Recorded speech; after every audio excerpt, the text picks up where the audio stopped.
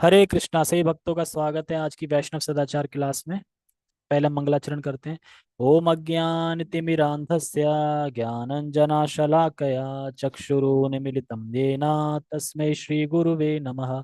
श्रीचैतन्यमनोभीष्टं स्थापितं येन भूतले स्वयं रूपः कदा मह्यं ददाति स्वपदान्तिकं।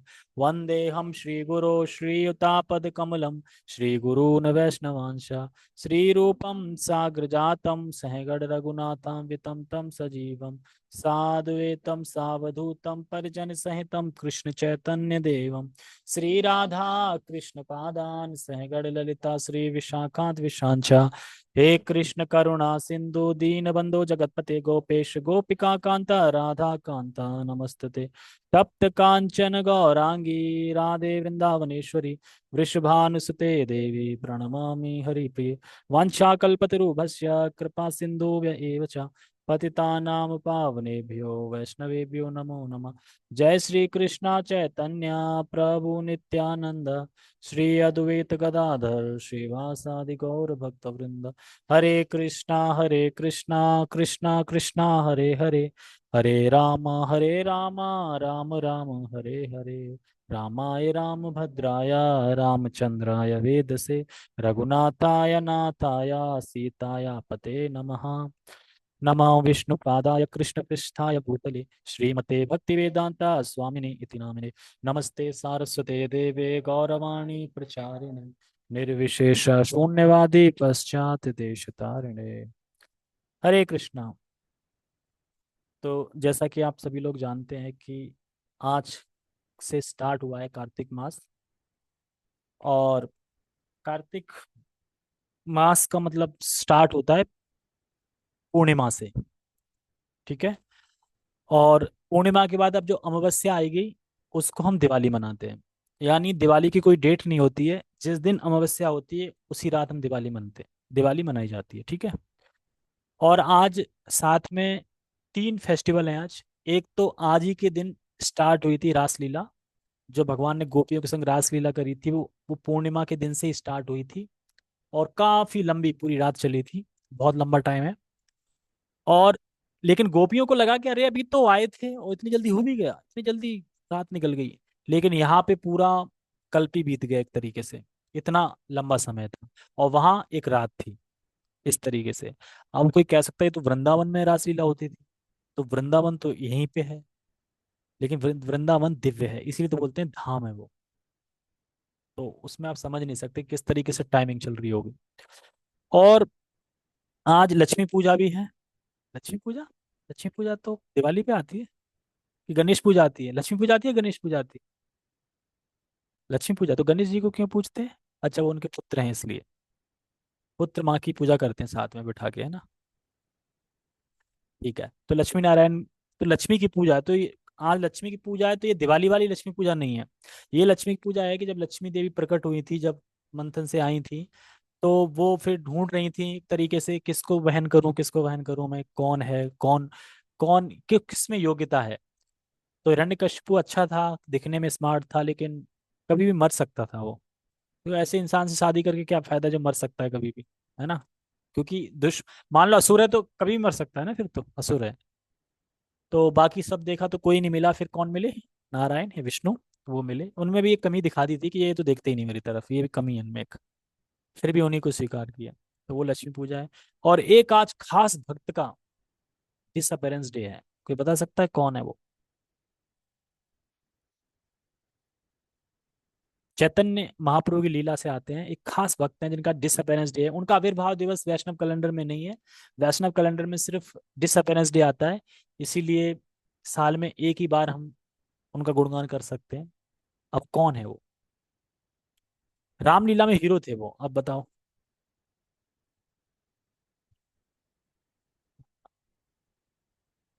हाँ, रामलीला रामायण में।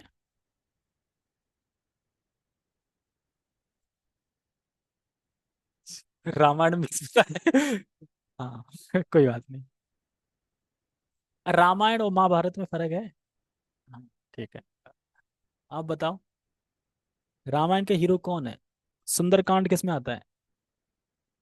मारुति नंदन, हनुमान। अब चैतन्य लीला में हनुमान के अवतार कौन है? हम्म। तो मुरारी गुप्त का आज डिसअपियरेंस डे है। तो मुरारी गुप्त क्योंकि राम हनुमान जी एक तरीके से हैं, तो हनुमान जी तो राम के भक्त हैं।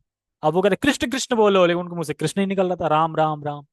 अब इधर इनकी बात नहीं माने तो दिक्कत, इधर राम निकल रहा है तो मैं तो अपने स्वामी की बात नहीं मान रहा हूँ, तो मुझे आत्महत्या कर लेनी चाहिए। और रात को ही प्लान बना लिया कि मैं एक कटरा खरीद के लाएंगे, और रात को मैं ना इस शरीर को नष्ट कर दूंगा। मैं यही कर सकता हूँ क्योंकि मैंने बात नहीं मानी चैतन्य महाप्रभु की, लेकिन मैं क्या करूं, मैं राम के अलावा बोल ही नहीं सकता। तो फिर चैतन्य महाप्रभु परमात्मा है, सबकी बात जानते हैं कौन क्या सोच रहा है। पहुंच गए रात को, वो कहते हैं और कैसे हैं, मुरारी गुप्त से बोलते हैं कि ठीक है। तो कहते हैं वो सब आपका ही है, या हमारा शरीर है जो सब कुछ आपका ही दिया हुआ है, शरीर आपका है। तो कह रहे क्या है, शरीर मेरा है। और कान क्या कहते हैं, वो छुरा कहाँ रखा है फिर, कौन सा छुरा, झूठ मत बोला, अभी आपने बोला शरीर मेरा है, फिर ये करने की क्या जरूरत थी। और अंदर जाते हैं छुरा लेके जाते हैं, मुझे सब पता है कहाँ किधर क्या रखा छुरा आपने। तो मुरारी गुप्त गुप्त रूप से भक्त थे, और गुप्त रूप से लीला में भी एक तरीके से जो मुरारी गुप्त। तो उनका आज डिसअपियरेंस डे है, तो हमें ऐसे भक्तों को याद करना चाहिए, उनसे प्रार्थना करनी चाहिए कि हमारे अंदर भी थोड़ी टुच्ची मुच्ची सी भक्ति जागृत हो जाए। अभी तो हम नियम के आधार पे चल रहे हैं कि दीपदान करना है, एक नियम है तो करेंगे, है ना। दामोदर पढ़ना एक नियम है तो पढ़ेंगे। कोई प्रीति नहीं है, कोई प्रेम, अभी नियम पे चल रहे हैं। आप मतलब मैं अपनी बता रहा हूँ, मेरे अंदर कोई प्रीति नहीं है, आप लोगों के अंदर तो है प्रीति, इंतजार कर रहे हैं। हाँ, अपना मतलब आप लोगों को तो है ही, खुशी हो रही होगी कि आ गया। हाँ, नहीं दुख नहीं हो रहा है, तो नियम है तो पालन करना पड़ेगा भाई, क्या कर सकते हैं। नियम है तो पालन करना ही पड़ेगा। ठीक है, तो हम अपने वैष्णव एटिकेट पे चलते हैं। तो ये थोड़ा सा आज था। तो आज बहुत बड़ा उत्सव है एक तरीके से, और आज के दिन ठाकुर जी को ज्यादातर है कृष्ण को खीर ऑफर करते हैं। तो आई होप सबने बनाई होगी खीर, खाई भी होगी खुद। हाँ बना सकते हैं अभी भी, ठाकुर जी को ऑफर कर दो। ठीक है, तो हम अर्च विग्रह, वैसे भी टॉपिक ही है अर्च विग्रह। अर्च विग्रह मतलब अपने भगवान जो आपने अपने मंदिर बना रखा है घर में, अर्च विग्रह, उनको बोल रहे हैं। तो ठीक है, हम पढ़ते हैं।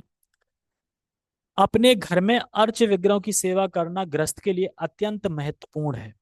विग्रह लकड़ी, मिट्टी, संगमरमर अथवा धातु से बनाए हुए हो सकते हैं। विग्रह स्थापन के लिए विग्रह स्थापना के लिए आवश्यक वेदी की व्यवस्था अपनी क्षमता अनुसार करें। तो यहाँ पे इस पॉइंट में ये बता रहे हैं कि अर्च विग्रह गृहस्थों को अत्यंत महत्वपूर्ण है, गृहस्थों के पास होने चाहिए। क्यों, गृहस्थों के पास क्यों होने चाहिए अर्च विग्रह? क्योंकि गृहस्थ मंदिर नहीं जा सकता ना, मंदिर में फुल टाइम नहीं है ना, तो घर में फिर विग्रह होनी चाहिए, किसी न किसी की तो उपासना, किसी न किसी की तो सेवा तो करनी है ना। तो इसलिए अर्च विग्रह होना बहुत जरूरी है, हर घर में अर्च विग्रह होने चाहिए, कि ताकि हमें लगे कि कोई स्वामी है और हम उनके सेवक हैं। अब कोई स्वामी है, हम सेवक हैं, तो हम सेवक की तरह कार्य करेंगे। तो हमारे अंदर चेतना में भी ये आएगा कि हाँ सेवक हैं। जैसे कि जब भगवान बांसुरी बजाते हैं रासलीला में, तो गोपियां दौड़ी चली जाती हैं, सारे काम काज छोड़ देती हैं। कोई पति की सेवा कर रहे, पैर दबा रही तो पैर छोड़ दिए, ठीक है। अगर कोई बच्चे को दूध पिला रही तो वो छोड़ दिया, कोई कुछ और खाना वाना का काम बना रही तो वो भी छोड़ दिया। और बाहर आप देखते हैं ना, गांव में क्या होता है कि बाहर जब निकलते हैं तो डोकर बैठे रहते हैं, ससुर टाइप के डोकर बैठे रहते हैं। तो कहते हैं कहाँ है रही वो, अरे कौन सुन रहा है फिर, ससुर की याद छोड़ो, तो जाएंगे। और कृष्ण क्या कहते हैं, क्यों आए आप, आपको इतनी रात को नहीं आना चाहिए। तो कितना कितना गुस्सा आएगा किसी को। तो कहने का मतलब ये है कि वो कृष्ण से बोलती हैं गोपियां कि हमें आपकी दासी बनना है, आप हमें अपनी दासी बना लीजिए। तो कृष्ण कहें अरे आप दासी बनने आए हो, जबकि आप घर में तो आप महारानी बन सकते हो, तो महारानी ना बन के आप दासी क्यों बनने आए हो, है ना। और अगर कोई दासी चपरासी कोई नौकर किसी का बनता है तो कुछ पगार भी लेता है, और मुझसे तो कोई पगार भी नहीं मिलेगी। तो इसको बोलते हैं बिल्कुल शुद्ध प्रेम, एकदम कृष्ण के लिए शुद्ध प्रेम था। घर में बहू है तो महारानी है ना, एक तरीके से रानी की तरह महारानी। वो स्टेज छोड़ के कहाँ जा रही हैं, रिस्क लेके, सारा रिस्क लेके दासी बनने के लिए किसी की। तो इस प्रकार से बताते हैं कि मैं ये क्यों बता रहा था सब। हाँ, गृहस्थ का अत्यंत महत्वपूर्ण कर्तव्य है कि डीटीज रखने चाहिए। और डीटीज किसी भी फॉर्म में हो सकते हैं, लकड़ी, मिट्टी, संगमरमर अथवा धातु से बनाए हो सकते हैं। और विग्रह स्थापना अपनी क्षमता अनुसार कर सकते हैं, क्योंकि देखो मंदिर में हाई क्वालिटी की सेवा होती है, हाई क्वालिटी की वेदी होती है, सब कुछ प्रॉपरली होता है वहाँ पे, क्योंकि वहाँ पे सेवा होती है सही से। घर में उस तरीके की हम सेवा नहीं कर सकते, जितनी क्षमता अनुसार हम कर सकते हैं। जैसे कि अपने रहने के लिए अगर हम 10 लाख का मकान बना सकते हैं, तो 20 हजार का भगवान के लिए भी खर्च कर सकते हैं, अल्टर ला के रख सकते हैं, है ना।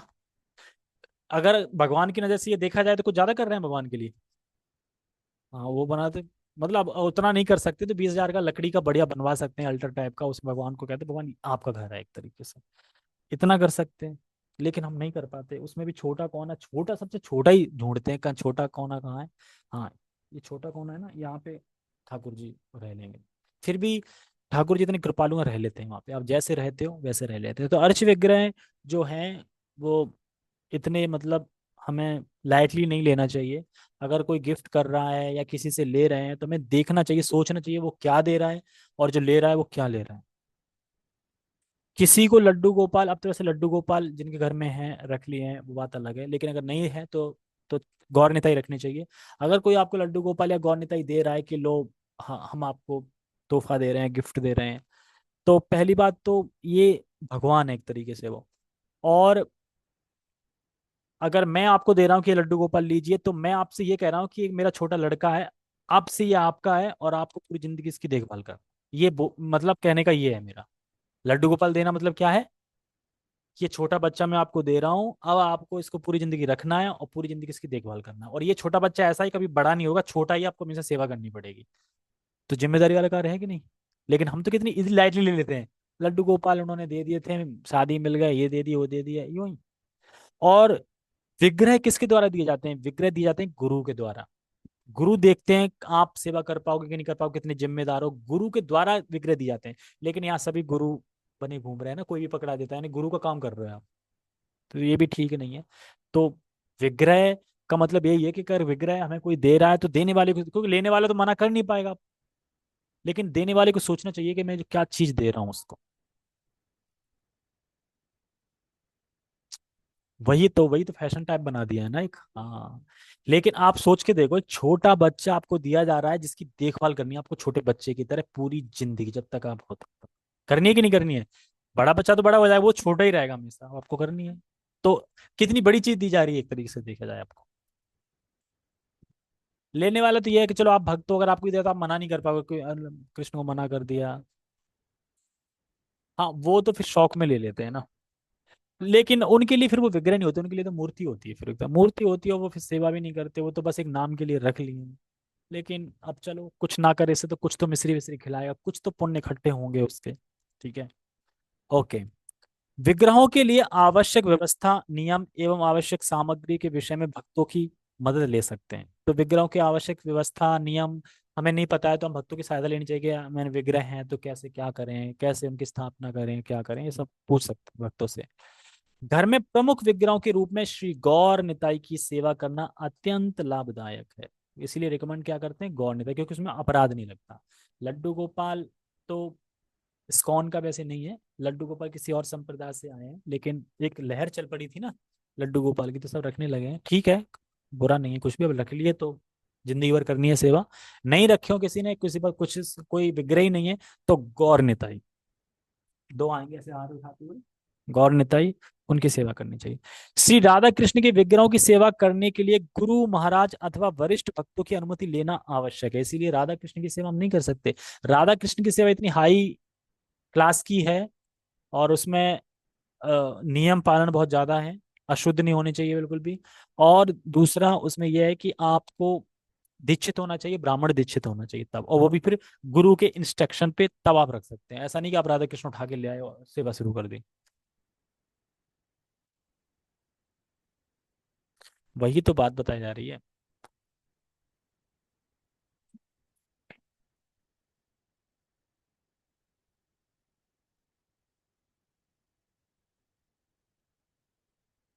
अब यही है कि इसमें तो, अब इसमें तो यही लिखा है कि श्री राधा कृष्ण के विग्रहों की सेवा करने के लिए गुरु महाराज अथवा वरिष्ठ भक्तों की अनुमति लेना आवश्यक, अनुमति लेना है।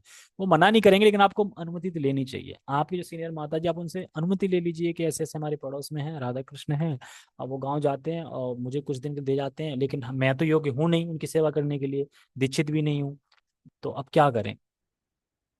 अब मैं मना भी नहीं कर सकती। तो माता जी जो बताएंगे आप उसको फॉलो करके चलो। मतलब ये कह रहे हैं कि वरिष्ठ, आपसे सीनियर जो हैं, और गुरु, इनकी अनुमति लेना आवश्यक है। आप डायरेक्टली लेके मत आओ, उनसे अनुमति लो पहले। गुरु महाराज बताएंगे, वरिष्ठ लोग बताएंगे, हाँ आप सेवा कर सकते हो कि नहीं कर सकते, लेकिन गौर निताई आप रख सकते हो। गौर निताई अनुमति पहले से ही है गौर निताई की रखने की, ठीक है। योग वेदी का अर्थ है गुरु, परम गुरु, गौर निताई, पंचदशी राधा कृष्ण। तो योग पद्धति, योग वेदी का अर्थ है कि वेदी मतलब पहले क्या है, गुरु आते हैं, परम गुरु आते हैं, फिर गौर निताई, पंचदशी राधा कृष्ण, है ना, सीरियल से अल्टर टाइप बना रहता है उस तरीके से।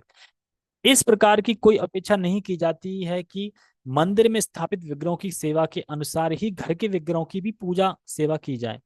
फिर भी सभी को अपनी सुविधा तथा परिस्थिति के अनुसार विग्रह सेवा की ओर ध्यान देना चाहिए। तो हम मंदिर जैसी सेवा तो नहीं कर पाएंगे, लेकिन जितना हो सकता है हमें उतनी सेवा करनी चाहिए। जैसे कि एक प्रश्न कर रहा था कोई, क्या ठाकुर जी अब जैसे हम 10 दिन के लिए 5 दिन के लिए जा रहे हैं, तो उनको क्या ऐसे ही विश्राम करके चले जाएं, मतलब विश्राम करा के उन्हें सुला के चले जाएं? तो आप लोगों को क्या कहना है, चले जाएं सुला के? हाँ? अच्छा, ठीक है। अगर आपका सगा लड़का है छोटा, तो आप सुला के चले जाओगे उसको? वो है तो वैसे ही ना, तो बचना चाहिए इन चीजों से। आप ड्राई फ्रूट वगैरह रख सकते हैं, विश्राम तो जैसे रात को कराते हैं सुबह तक विश्राम कराते हैं, हाँ वही है। लेकिन अगर आप एज अ मान रहे हो कि मेरा लड़का है, और वो भी लड़के के बराबर ही है, मतलब दोनों सेम, तो आप लड़के के संग ऐसा कर सकते हो कि उसे सुला के चले जाओ। केयर करने के लिए छोड़ोगे ना किसी को, कि देखभाल के लिए छोड़ोगे कि नहीं छोड़ोगे? 10 दिन की बात नहीं कर रहा हूँ, मान लो आप 2 दिन के लिए जा रहे हैं, 1 दिन के लिए जा रहे हैं, तो वैसे देखना चाहिए, लेकिन कोई चारा ही नहीं है तो बात अलग है। और हाँ, ये अल्टीमेट मतलब कहने के, ये अब कोई चारा ही नहीं है तो फिर ये करना ही पड़ेगा ना, कि ठाकुर जी आप 2 दिन के लिए सोइए यहाँ पे, करने जाइए, फिर ड्राई फ्रूट है आप खाते रहिए, हम 2 दिन के लिए बाहर जा रहे हैं, कोई है नहीं। ये सबसे लास्ट ऑप्शन है। इसके अलावा क्या है, कोई घर में है उनको दे दो, कोई सेवा करो, क्योंकि हम अपने बच्चे को तो नहीं छोड़ सकते ना ऐसे, और कृष्ण को छोड़ रहे हैं, यानी बच्चे से ज्यादा प्रेम है, कृष्ण से प्रेम कम है। तभी तो आप समझ रहे हैं कि अरे वो तो मूर्ति तो है, क्या दिक्कत है, पड़े रहेंगे। हाँ, वही आएगा ना। अगर ये भाव आ जाए, यहाँ सांस चल रही है उनकी सब है, तो फिर आप करोगे ऐसा?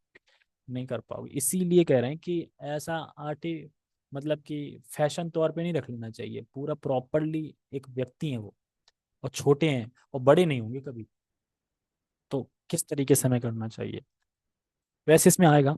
विग्रहों की भी पूजा सेवा की जाए, फिर भी सभी को अपनी सुविधा परिस्थिति के अनुसार ध्यान देना चाहिए, ठीक है। मंदिर में आना प्रथम आवश्यकता है। ऐसे समय घर के विग्रहों को विश्राम देना चाहिए। विश्राम समझ लो, ये दिन में जैसे आप मंगल आरती जाना है, तो आप विश्राम दे सकते हो फिर मंगल आरती, क्योंकि आवश्यक क्या है मंदिर का पहले, क्योंकि मंदिर के जो विग्रह हैं उन्हीं का विस्तार ही हमारे छोटे रूप में घर पे है। अगर मंदिर के विग्रह पे आपने आरती कर ली, भोग लगा लिया, सब कर दिया, तो यहाँ पे भी स्वतः हो गया एक तरीके से वो। आपको अलग से यहाँ पे आरती करने की जरूरत नहीं है। अगर आपने मंदिर में आरती अटेंड करी है, आरती करी है, तो आपको यहाँ करने की जरूरत नहीं है।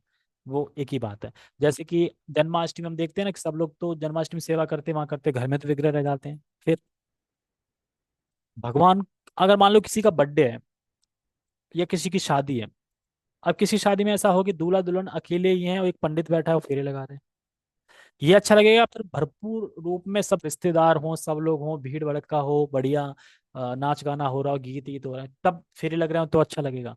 तो उसी तरीके से जन्मदिन है भगवान का, तो भगवान को अच्छा लगता है जब सारे भक्त मिलते हैं और आप मिलके सेवा करते हैं, उनको ज्यादा खुशी होती है, इसलिए वो कहते हैं। इसीलिए मतलब कि जन्माष्टमी ये सब फेस्टिवल आयोजित किए जाते हैं कि सही भक्त आए और मिलके सेवा करें, क्योंकि ये कृष्ण को अच्छा लगता है जब सब लोग इकट्ठे होते हैं। मान लो आप किसी का बर्थडे मना रहे हैं, आपके घर में सब इकट्ठे हो जाए, तभी तो बर्थडे अच्छा लगता है। अब मान लो कि बर्थडे वाला बैठा है, आप बैठे हो, हरे कृष्णा हैप्पी बर्थडे, और काट दिया, कोई है ही नहीं, तो कैसा लगेगा? और आस पड़ोस के सब लोग हों, रिश्तेदार सब हों, तो कैसा लगेगा? तो उसी तरीके से भगवान को लगता है। तो फिर आप घर के विग्रहों का क्या करें? तो घर के विग्रह की है कि आप एक दिन पहले उनका अभिषेक कर लो, या फिर एक दिन बाद अभिषेक कर लो, जब शिला प्रभुपाद का आविर्भाव दिवस आता है तब कर लो। इससे कोई दिक्कत नहीं, क्योंकि आपने वहां अटेंड कर लिया, वो कर लिया ना, तो वो हो गया उस दिन का। ऐसा नहीं कि अलग से करने की जरूरत नहीं है, लेकिन टाइम है तो कर भी सकते हो, है ना। बाकी ऐसा तो है नहीं कि घर में कोई ना कोई तो रहता है तो वो कर लेंगे, सब लोग तो जा नहीं रहे हैं, लेकिन अगर सबको जाना भी हो तो हम विश्राम दे सकते हैं। ये यहाँ पे बता रहे हैं कि ऐसे समय पे घर को, ऐसे समय घर के विग्रहों को विश्राम देना चाहिए, कम से कम निम्नलिखित बातों का पालन करना चाहिए। क्या? घर में जो कुछ भी पकाया जाए वो खुद खा लेना चाहिए, तो कृष्ण को अर्पित नहीं करना चाहिए। ऐसा है? नहीं, ऐसा नहीं है। घर में पकाए गए प्रत्येक अन्न पदार्थ को विग्रहों को अर्पित करें, यानी जितनी बार आप खा रहे हो उतनी बार ऑफर करें। खाने का मतलब अलग अलग चीज आप बना के कुछ खा रहे हो तो ऑफर होना चाहिए, कम से कम नहीं तो 2-3 बार तो ऑफर करनी चाहिए चीज, सुबह शाम तो है ही। है। ऐसा बताया गया है कि कम से कम दिन में 2 बार आरती करनी चाहिए, प्रातः काल और शाम काल, कीर्तन के साथ। ठीक है, थोड़ा और पढ़ते हैं फिर तुलसी। आरती से पहले भोग अर्पित करें, ये पता है सबको। आरती से पहले भोग अर्पित करना चाहिए, फिर हमें आरती करनी चाहिए। आरती करते समय बिल्कुल बात या मजाक ना करें और पीछे मुड़कर भी ना देखें। आरती कर रहे हैं और कौन आ गया, पीछे नहीं देखना है। ऐसा तो फिर आप कैसे आरती कर रहे हो, भगवान सामने आप आरती कर रहे हो, आप पीछे देख रहे हो, है ना। ऐसे कोई आरती देखा है कि जो इधर देख रहा हूँ आरती कर रहा हूँ ऐसे करके? तो इसीलिए नहीं करना है। घर के लोग जब भी कहीं बाहर यानी अधिक समय के लिए जाएं तो विग्रह को विश्राम देना चाहिए, तो इसी पॉइंट पे बोला जा रहा है। वैसे आपका क्या रियलाइजेशन है कि यार अधिक समय के लिए कोई जा रहा है तो विग्रह को विश्राम देना चाहिए, दिन की बात हो रही है। लेकिन अब ऐसा नहीं 5 दिन के लिए जा रहे हैं तो विश्राम करके ही छोड़ के चलेगा, तब तो आपको देखना चाहिए हम किसको दे सकते हैं। एक दिन के लिए जा रहे हैं ठीक है, या सुबह जा रहे हैं शाम को आ जाओगे तो सुबह विश्राम दे दो, ड्राई फ्रूट रख दो। विश्राम देने मतलब ये है कि सुलाना नहीं है, विश्राम देने मतलब है कि ड्राई फ्रूट रख लो, आप खाओ, आप आराम करो, आराम से नहीं कहे हम आते हैं इस तरीके से। बच्चों को भी श्री विग्रह सेवा में संलग्न करना चाहिए, बहुत अच्छा है, क्योंकि छोटे बच्चे अगर विग्रह सेवा करते हैं, ठाकुर जी को उठाते हैं, सुलाते हैं, कभी भोग लगाते हैं, तो उन पे संस्कार अच्छे छपते हैं शुरू से, क्योंकि एक अटैचमेंट हो जाती है विग्रह से उनको। क्योंकि छोटे हैं ना, अभी से अटैचमेंट होगी तो फिर ऊपर तक अटैचमेंट चलेगी, बाद में अटैचमेंट आ नहीं पाती। लेकिन उनकी क्या है, छोटे बच्चे हैं तो स्वाभाविक रूप से आ जाएगी। हाँ, जैसे हम एक कथा सुनते हैं ना कि उनके पिताजी भोग लगाते थे डेली, पिताजी बाहर चले गए तो लड़के से बोले आप लगाना, अब लड़का कह रहा है खाओ खाओ, खा ही नहीं, रोने लगा, खा ही नहीं रहे, जब तक आप नहीं खाओगे मैं कैसे खाऊंगा, खाओ खाओ, और भगवान आके खाने लगे। उनके पिता से नहीं खाया, अब लड़के से खाने लगे। वो लड़का सचमुच सोच रहा था कि खाते हैं ये, तो मेरे पापा खिलाते हैं तो ये खाते हैं, अब कैसे खाते हैं, तो वैसे ही खाएंगे ना जैसे हम खाते हैं। अब उन्हें क्या पता कि रख दो आंखों से खा लेते हैं, लेकिन वो कह रहा आंखों से नहीं, मेरे सामने खाओ। हाँ, जो भी बेटी, कोई बेटा भी बताता है, कोई बेटी की भी ऐसे करके है तो कोई दिक्कत नहीं, पर शिक्षा समझ में आ रही है ना। ठीक है। विग्रहों की देखभाल करना, उनके लिए भोग बनाना, उन्हें भोग अर्पित करना, वस्त्र एवं आभूषण बनाना इत्यादि अत्यंत सुंदर सेवाएं हैं। इन्हें करने से कार्यों की शुद्धि होती है तथा परिवार के सभी लोग इसमें सहभागी हो सकते हैं। आरती के नियमों के लिए परिशिष्ट 8 देखें, तो आरती के नियम कुछ आएंगे, वो आगे आएंगे। तो आज हम इतना ही पढ़ते हैं क्योंकि हमें दामोदर अष्टकम भी गाना है, तो हम दामोदर अष्टकम गाते हैं और फिर हम समाप्त करते हैं, ठीक है। तो दामोदर अष्टकम इसमें था।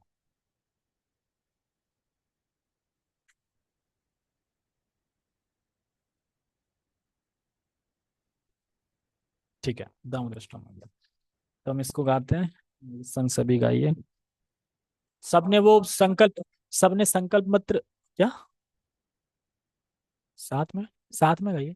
वो संकल्प मंत्र सबने पढ़ लिया था ना आज, मतलब संकल्प कर लिया था ना कि मैं कार्तिक करूंगा, कार्तिक, कार्तिक अहम करिष्यामि। आगे क्या था, प्रातः स्नान जनार्दना। नहीं, मैंने कथा में बताया था। यहीं पे पेज, पेज यहीं पे था, इसी पे पेज रह गया था मेरा, जिस पे लिखा। एक बार पढ़ लेना भी जाके। हम्म। ठीक है। हाँ, कोई नहीं, मैं उतना पेपर यहीं कहीं होगा, इस पे रखा होगा शायद, देख लो अगर रखा है, इस पेपर रखा व्हाइट पेपर को इस पे। ठीक है। हेमलता को नींद आ रही है।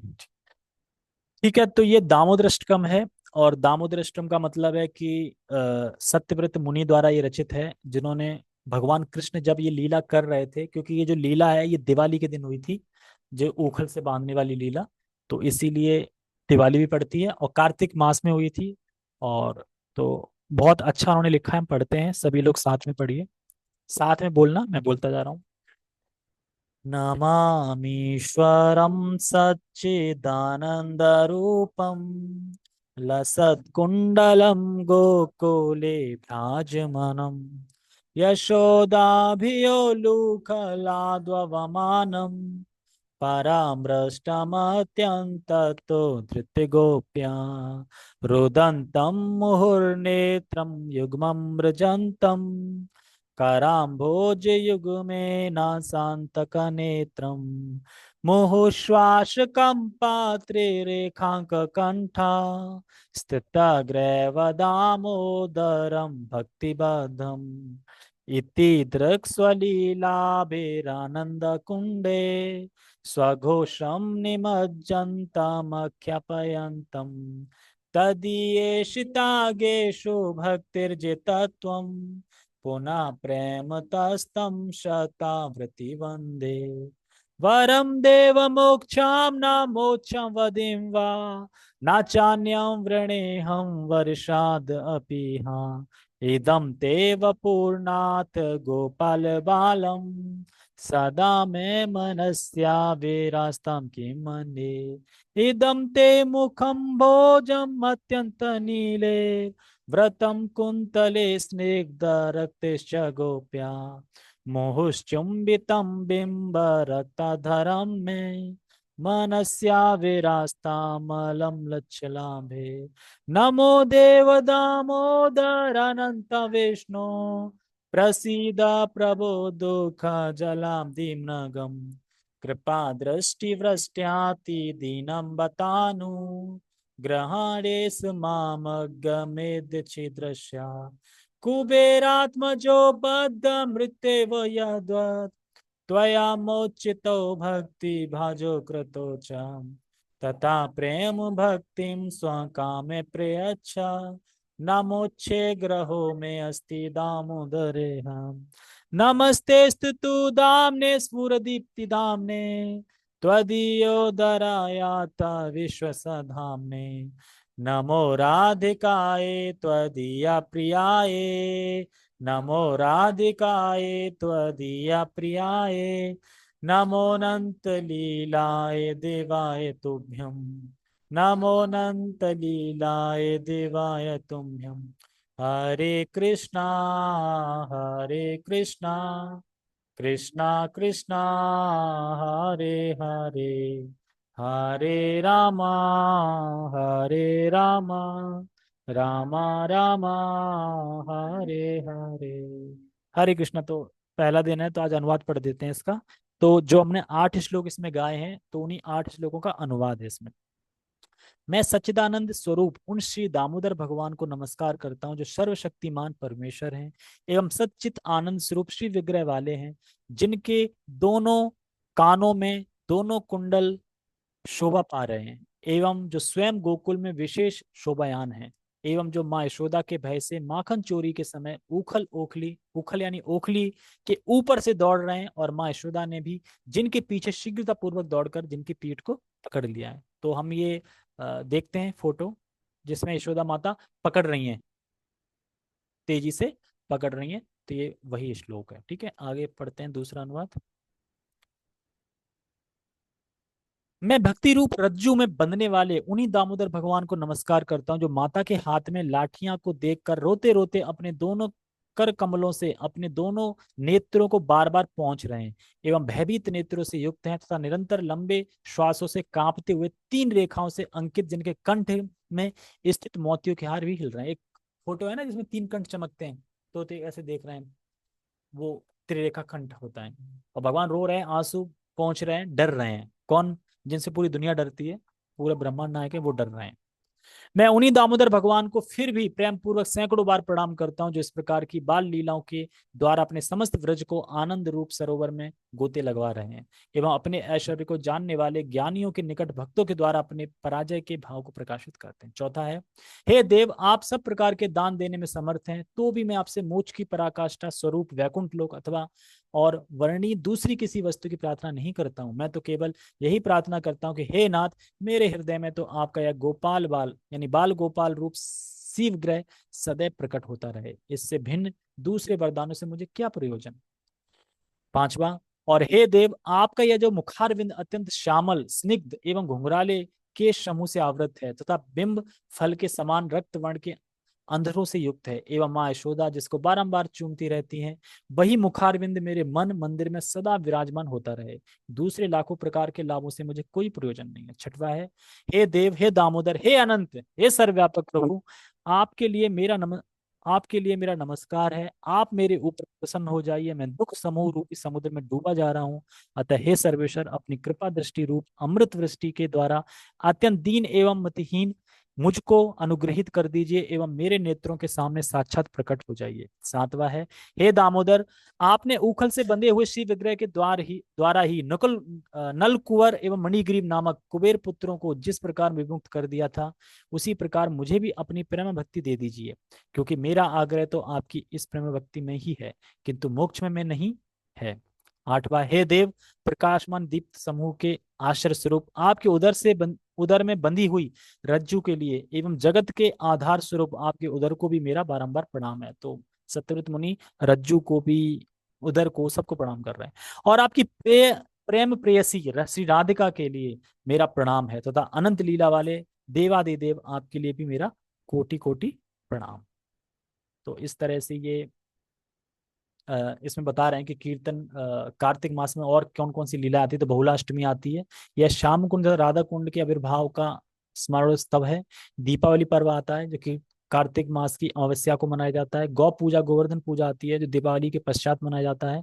फिर कृष्ण कृपा मूर्ति शिला प्रभुपाद भक्ति सिद्धांत के तिरुभाव दिवस भी मनाया जाता है। गोपाष्टमी भी मनाई जाती है। तो ये सब डिफरेंट डिफरेंट।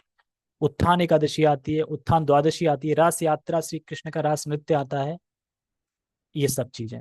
ठीक है, इसके बाद गोपी गीत हैं, तो हम किसी दिन गोपी गीत भी गाएंगे। ठीक है, तव कथामृतम तप्त जीवनम ऐसे करके हैं, तो किसी दिन गाएंगे। ठीक है,